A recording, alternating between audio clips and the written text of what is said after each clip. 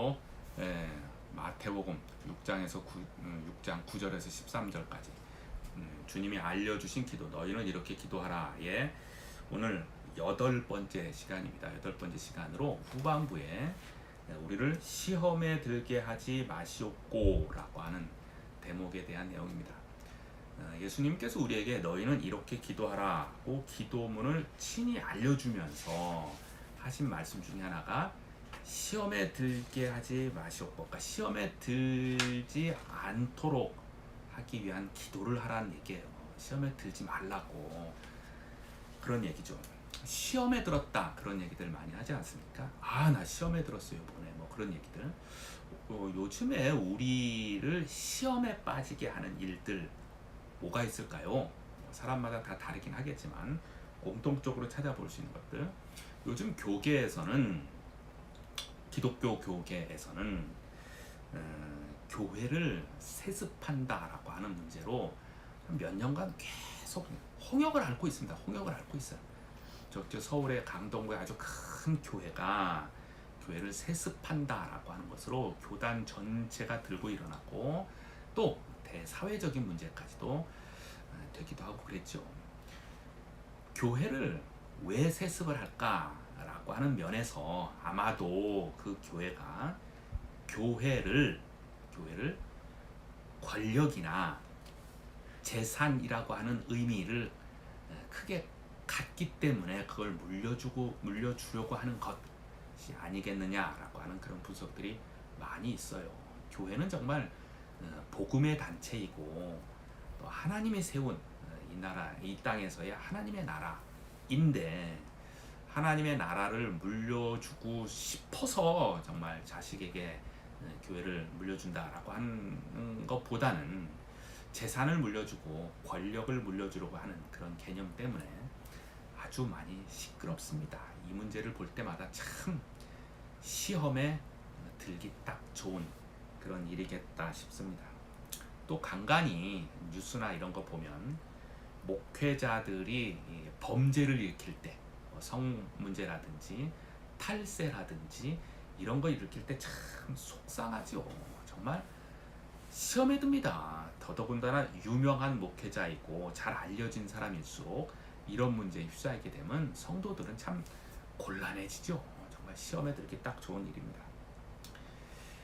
며칠 전에 한 분이 이제 저를 찾아왔어요. 찾아와서 뭐냐 하면, 예전에 한 5년 전에 사이비 이단 종교에 빠져 있다가 가족 전체가 정말 하나님의 은혜로 탈출한 분이 계십니다. 그분이 한번 전화해가지고 찾아왔어요. 너무 힘들고 고통스럽다는 얘기예요. 그래서 뭐냐 했더니, 사이비 이단 종교를 탈출하고 나와서도 이 마음에 제자리를 잡지 못하는 거예요. 하나님께 제대로 가지 못하고, 그러니까 소위 말해서 사이비 이단 종교에 빠져 있을 때에 가졌던 수많은 것들이 트라우마로 남아서 계속 작용을 하는 거죠, 자기한테. 그래서 화가 나고 분하고 그렇게 해서 한 5년째 지금 살고 있어요. 답답하게. 그래서 어떻게 했으면 좋겠냐라고 하는 그런 내용으로 찾아와서 저하고 대화도 하고 같이 기도도 하고 그랬습니다. 그러한 사이비 이단 종교를 보면서 또 시험에 들기도 하고 그러죠. 교회를 그냥 다 떠나버릴까? 그런 생각도 하기도 하지 않습니까? 이런 것들을 요즘에 우리를 시험에 들게 만듭니다. 이러한 내용들 때문에 성경에서 우리들에게 위로하는 말씀도 하셨죠. 많이 있지만 아까 예배 드릴 때 처음에 제가 읽었던 시편 37편의 말씀이 바로 그런 것 아니겠어요? 오늘 우리에게 대체로 우리를 시험 들게 하는 일들은 뭐냐면 악인의 형통함이에요. 악인이 잘 사는 거예요. 반대로 의인이 멸망하는 거예요. 의인이 못 사는 거예요. 이런 걸 보고 우리는 신앙생활 하면서 정말 시험에 들기 딱 좋은 그러한 일들이죠. 우리 주변에 저렇게 못된 사람이 소위 말해서 사회적으로 너무 잘 나가요. 그걸 신앙적으로 어떻게 이해할 수 있겠습니까? 그거에 대해서 시편 37편은 악인의 형통함에 흔들리지 말고 하나님을 잠잠히 바라보고 기다리라, 그런 마음을 말씀으로 굉장히 큰 위로를 해주고 계십니다. 그래서 시편 37편을 한번 시간 날 때 한번 좀 잠잠히 묵상해 보시는 것도 큰 신앙에 도움이 되리라 봅니다. 또 하나 이제 주관적으로 봤을 때 우리가 시험에 드는 일들 많이 있죠. 나나 내 가족들이 경제적으로 정말 매우 힘들어질 때, 망했을 때, 또 건강상 굉장히 힘들어진 질병을 얻었을 때, 또 우리 주변에 믿음이 좋다고 하시는 분들이 먼저 하늘나라로 갔을 때 등등 자신에게 닥치는 어떤 어려움이 있을 때 시험에 들 수 있습니다. 하나님 왜 나에게, 우리에게 이러한 어려움, 고통을 주십니까? 그러면 안 되지 않습니까? 뭐 이렇게 얘기하면서 소위 말해서 이제 시험에 들거나 속상해하는 일들 많이 있죠. 예수님께서는 우리에게 너희는 이렇게 기도하라 라고 하는 기도문을 주셨어요. 지금 얘기하고 있는 주기도문 이야기입니다. 그 중에서 이제 후반부에 시험에 들게 하지 마시옵고 라고 하는 이 대목으로 기도를 하라 라고 하는 거예요. 그러니까 시험에 들지 않기 위해서 이 기도를 가지고 자꾸 기도하고 묵상하고 우리 하나님 앞에 늘 서 있으며 붙잡혀 있으라고 하는 그런 말씀이겠죠. 시험이라고 하는 말, 이 단어가 원어는 한 단어인데 이제 그것이 오늘날에 적용되어질 때는 크게 두 가지 단어로 우리가 해석해서 적용되어질 수 있습니다. 이 시험이라는 단어가 크게 두 가지인데 하나는 영어로 좀 써볼게요. 하나는 테스트라고 하는 단어이고 하나는 템프트 또는 템테이션. 테스트는 이제 트라이얼이라고 하는 단어하고 이제 동일하게 우리를 말 그대로 테스트한다는 거고 템프트는 이제 유혹한다라고 하는 단어로 문장에서 이제 번역해서 두 가지로 구분해서 우리가 적용해 볼 수가 있습니다. 테스트는 하나님이 주시는 거고 그 결과는 믿음을 더욱더 견고케 하는 것입니다. 대표적으로 창세기 22장을 보면 하나님이 아브라함을 시험하여 부르시되라고 하는 장면이 나와요. 이때 시험이 나옵니다. 그러니까 아브라함을 테스트하려고 그를 부르시는 장면이 나옵니다. 결과는 뭐예요? 하나님이 그의 하나님 경외하심을 발견하고 그에게 큰 복을 주신다라고 하는 것이죠. 그러니까 테스트일 경우에는 하나님이 주시는 거고 결과는 풍성한 복이며 믿음을 견고케 주려고 하는 것입니다. 또 하나 시험이라고 하는 이 단어가 유혹이라고 하는 것으로 우리에게 적용이 되는 경우가 있습니다. 대표적으로는 누가복음 4장 말씀이에요. 이때 유혹은 우리의 믿음을 떨어뜨리려고 하는 그런 것이죠.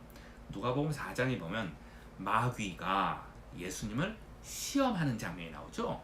마귀가 예수님을 시험하여서 믿음을 굳건히 하고 더 큰 복을 주게 한 게 아니라 마귀가 예수님을 유혹해서 예수님을 쓰러뜨리려고 하는 그런 장면입니다. 세 가지 유혹, 세 가지 시험을 하는 장면이 나오고 우리에게 잘 알려져 있는 것이죠. 근데 이제 오늘 우리가 여기서 살펴볼 거는 이런 거예요.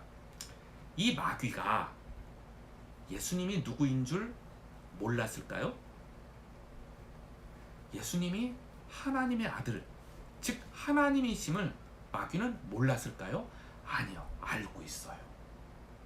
그가 하나님의 아들임을 마귀는 알고 있어요. 그리고 그가 전능하신 하나님이신 줄도 알고 있어요.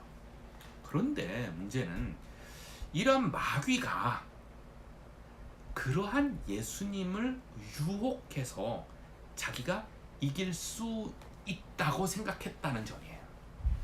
그러니까 유혹하겠죠, 그죠? 상대방이 나보다 강하고 내가 그에게 도전해서 내가 질 것 같은데도 불구하고 도전하는 그러한 일이 있겠습니까? 없어요. 마귀는 예수님이 하나님의 아들이신 줄 알면서도 자기가 예수님을 유혹해서 예수님을 쓰러뜨릴 수 있다고 판단해서 예수님께 접근해서 유혹을 하게 됩니다. 근데 어떻게 해서 실패했죠. 실패했는데 누가복음 4장 끝절 13절에 보면 이런 단어가 나와요. 예수님을 유혹해서 실패한 이 마귀가 얼마 동안 떠나니라, 이런 장면이 나와요. 예수님을 유혹해서 실패한 마귀가 예수님은 역시 하나님의 아들이구나, 내가 안 되는구나, 예수님을 건드리면 안 되겠다 라고 하고 물러간 게 아니라 이상하네, 안 됐네, 일단 잠시 후퇴, 이렇게 떠난 거예요. 이렇게 떠났다가 나중에 결정적으로 또 언제 옵니까? 예수님 십자가 사건 때 오죠. 그리고 본인은 아마 크게 승리했다고 아마 생각할런지도 몰라요. 문제는 여기 그 다음부터 있어요. 문제는 그 마귀가, 바로 그 마귀가 우리에게 온다는 사실. 할 수 있겠다고 생각할 만큼 자신만만한 그 마귀가 하나님의 자녀인 우리에게 와서 우리를 시험하고 우리를 쓰러뜨리려고 한다는데 큰 문제가 있는 것입니다. 베드로 전서 5장 8절에는 이렇게 말하고 있죠. 근신하라, 깨어라, 너희 대적 마귀가 우는 사자와 같이 두루다니며 삼킬 자를 찾나니. 그 마귀가 오늘 우리들에게 와서 우리를 유혹합니다. 우리를 쓰러뜨리려고, 우리를 예수님 못 믿게 하려고, 예수님 믿는 자나 믿는 자에게 예수님 믿는 삶을 살지 못하게 하려고 우리에게 옵니다. 이제 그럼 우리는 어떻게 해야 할까요? 어떻게 해야 됩니까? 어떻게 해야 될까요? 그게 두 가지로 한번 살펴보도록 하겠습니다. 첫 번째는 오늘 우리가 주기도문 살펴보고 있잖아요. 그러니까 주기도문의 삶을 살아가는 것입니다. 주기도문의 삶을 살아가는 것. 너희는 이렇게 기도하라 라고 우리에게 예수님이 기도문을 알려주셨죠. 그 기도문에 합당하게 기도문이 말하고 있는 바대로의 그러한 삶을 살아가는 것이 시험에 들게 하지 마시옵고에 해당하는, 어떻게 살아가야 할까에 대해 해당되는 내용입니다.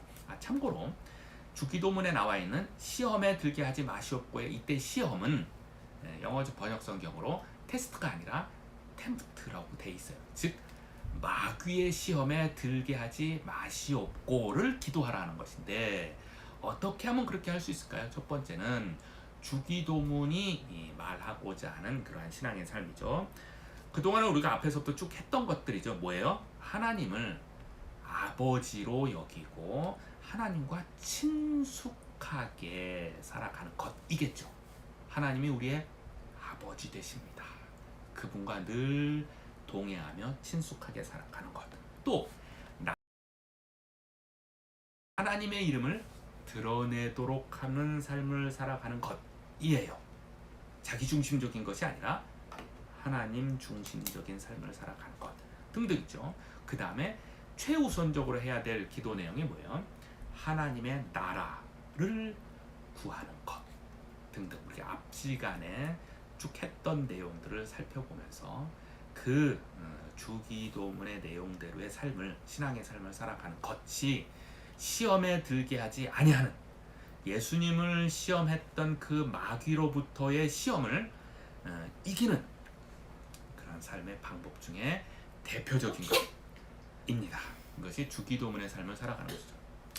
그런데 그럼에도 불구하고 시험에 들었어요.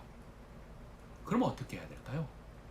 우리가 주기도문의 삶을 살아가려고 노력하고 그렇게 하고 있음에도 불구하고 우리의 연약함, 인간의 연약함이라고 하는 것이 있어요. 근본적으로 인간의 연약함 때문에 시험에 들었어요. 그럼 어떻게 해야 될까요?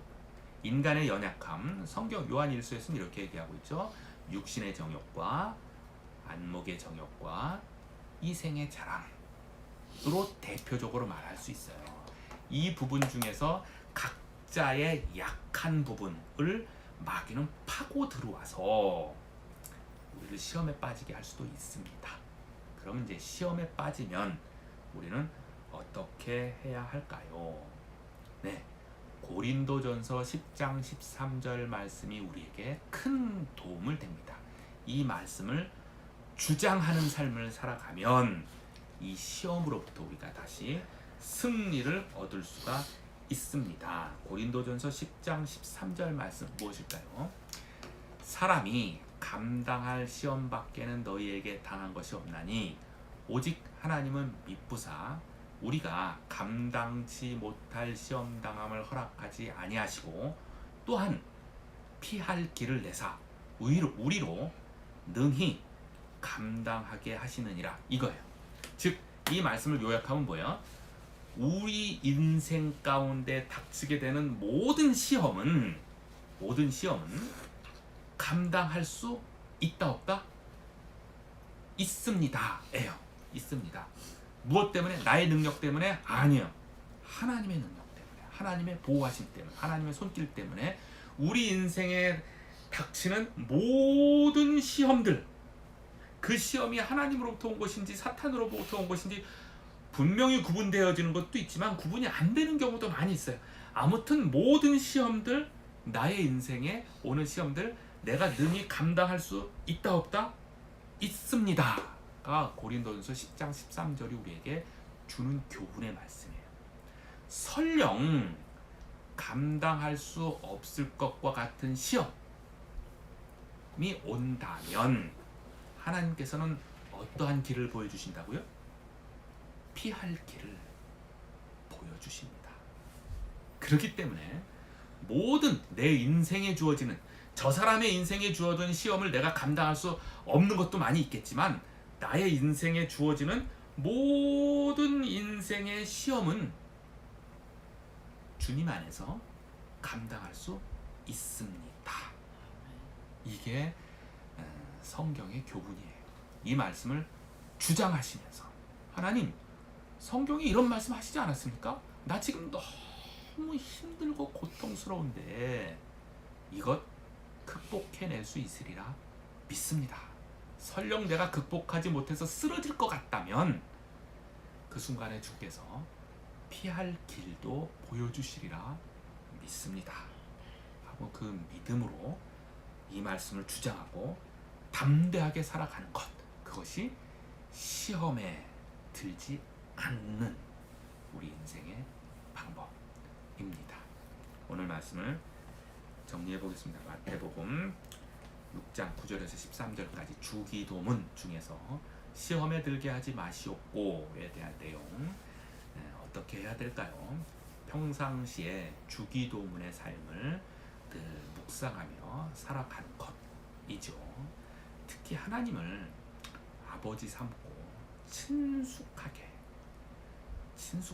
같이 평생을 동행하는 것 매우 중요합니다. 그 다음에 그럼에도 불구하고 지금 너무 힘듭니다. 너무 고통스럽습니다. 시험에 빠졌습니다. 빠질 것 같습니다. 하실 경우에는 고린도전서 10장 13절 말씀을 주장하며 감당할 수 있고 담대하게 주님 앞에 나와서 기쁨과 평강의 삶을 회복하시기를 주의 이름으로 축원합니다. 같이 기도하겠습니다. 하나님 아버지, 이 땅에 살아가면서 시험에 들지 않기를 구하오니 하나님 이 시간에 우리의 손을 붙잡으시며 인도하여 주옵소서. 혹여 하나님 어려운 일을 겪고 있고 시험에 들거나 시험에 들 것과 같이 힘든 일 가운데 있는 이들에게 주께서 그를 보살피시며 인도하셔서 감당할 수 있는 지혜와 힘을 주시며 또한 피할 길을 보여주셔서 능히 감당할 수 있도록 주여 인도하여 주옵소서. 그래서 우리가 한평생을 살면서 주님과 동행하며 하나님을 아버지로서 친숙하게 주님과 동행하며 기쁨과 지혜를 누리며 평강을 누리며 살아가도록 주여 인도하여 주옵소서. 지금은 우리 주 예수 그리스도의 은혜와 하나님 아버지의 극진하신 사랑하심과 성령님의 감화하시고 감동하시고 역사하시니 시험에 들게 하지 마시옵고 이 말씀 대로 주께서 그렇게 인도하심을 믿는 이들에게 그 그 머리 위에 그 삶 위에 지금으로부터 영원토록 함께하기를 간절히 축원하옵나이다. 아멘.